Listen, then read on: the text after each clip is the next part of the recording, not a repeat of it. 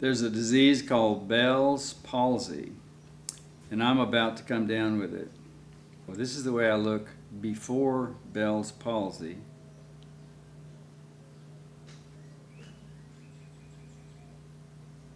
And now, let's go into the disease. Hi, my name is Ed Epperson, and I want to show you my new smile. This is being filmed 7 days after the prior filming. So I can blink this eye, and I think I can blink the other eye a bit.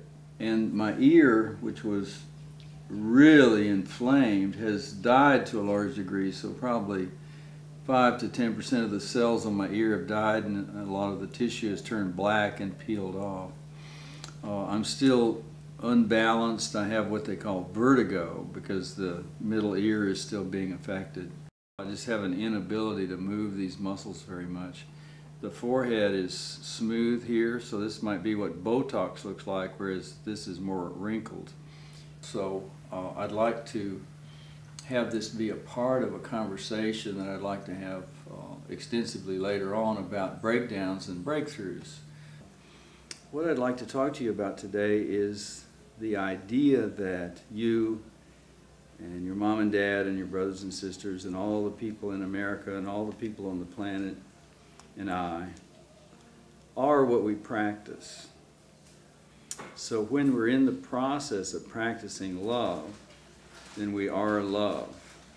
When we're in the practice of the piano, we are the piano. When we practice hate, jealousy, timidity, health, well-being, joy, celebration, then we are being what we practice.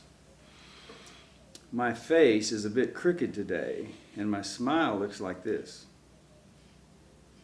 And it's 100 times better than it was a month ago when I picked up a disease called Bell's palsy.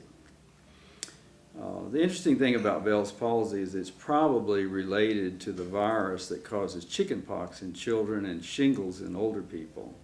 And the virus lives in your body and your immune system suppresses it or it doesn't. So for the last 30 days I've been going through a distortion in the left side of my face and my left ear based on this viral disease. There are 4 people I'd like to bring up to have you be thinking about. One is Nelson Mandela, Muhammad Ali, Maury of Tuesdays with Maury, and a young man who wrote a book called Between a Rock and a Hard Place. He was, I'll tell you more about him later. So let's just say that Nelson Mandela has an image for most people. Like most people think of him as an honorable, inspiring, passionate, fair, effective leader. And he was a prize fighter when he was put in the penitentiary, and in his period of torture, his feet and his knees were destroyed for all intents and purposes. So I'd like to point out that you and I don't think of him as a cripple or a victim. What we think of him as is a leader. Muhammad Ali was probably the best athlete I've ever seen, and maybe the best athlete that ever lived. And now he's pretty well incapacitated with diseases like Parkinson's or multiple sclerosis or whatever diseases he has, and he's barely able to speak. But I don't think we think of him as a cripple or a victim. We think of him as one of the major voices in America, especially when he said, "I'm not going to Vietnam because those people haven't caused me any harm." Maury is a guy who picked up a disease called ALS, or Lou Gehrig's disease, and he was a college professor, and he had a student who interviewed him every Tuesday, and they made a television show called Tuesdays with Maury, and wrote a book about him because in his deterioration phase of his disease, which takes several years, where he became smaller and smaller and smaller and more contracted, his voice in the world didn't diminish, and he was always interested in and participating in life. So again, my name is Ed Epperson, and I was born 68 years ago, and I became a veterinarian and practiced for 32 years. I have 2 biological children, 3 stepchildren, and 1 adopted child. I've run 42 marathons. I've been a rodeo cowboy. I've done high-flying trapeze. I've snow skied for 36 years, played tennis for 40 years, and I'm a dancer. And so that gives you a little bit of history on me so you can see who it is that got this disease. Let's just say that I was presented with a breakdown, a major breakdown that made me fear for my life. And one of the first things I did when this disease happened was I cried, and really, really cried. And an observer giving an account would probably say that I was sad because I had a breakdown. But from my experience, what was happening was I was remembering all of the great things that I had done in my life. And I was thinking that if this was it, if this was the end of my ability to be a daredevil, to be an adventurer, then so be it. And I accepted the disease quickly and realized that if it was a stroke, then I had done pretty much everything I ever wanted to do, and I did it full tilt boogie so that I had no regrets. The way of being in the world that I've adopted is the practice of realizing that the reason I'm here on the planet is to be educated and to experience. So the whole gamut of sadness, anger, embarrassment, guilt, well-being, joy, celebration, frustration, illness, disease comes under the category of experiencing and being educated. So I'd like to say some of the things that I've learned over the last 30 days.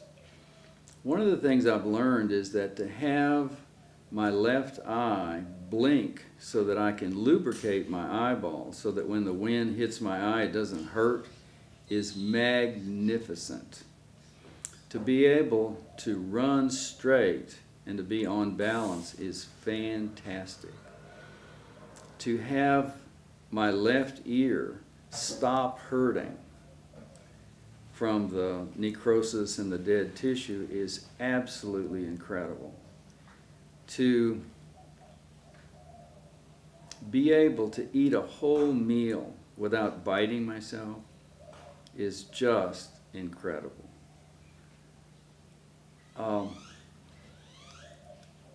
To be able to get my confidence back. For a while there I was smiling like this, and I didn't see my teeth for 3 weeks. So to be able to smile like this is a major breakthrough in my being confident, with like little children are scared whenever you are like this. And so I love getting my confidence back with my ability to function in the world as I did before. And that makes me very happy. When that is the thing that we are seeking, is going to fail virtually always. Because our idea of what Disneyland's going to be is not what Disneyland's going to be. However, if we go on a honeymoon, or we go on a ski trip, or we go to the mountains, we're going to think that it's going to be pleasurable, but we forget about the mosquitoes, and we forget about falling and banging your knee, and we forget about having our spouse, be in a bad mood. And so when we can practice experiencing and being educated moment by moment by moment, then the whole idea of happiness and being entertained disappears as an issue, and then it occurs when it does. So let's just say that 10%, 20% of the time we're happy, and it occurs when it occurs, but that's not our quest. So thank you very much for listening to my story about practicing education and experiencing for the benefit of yourself and others.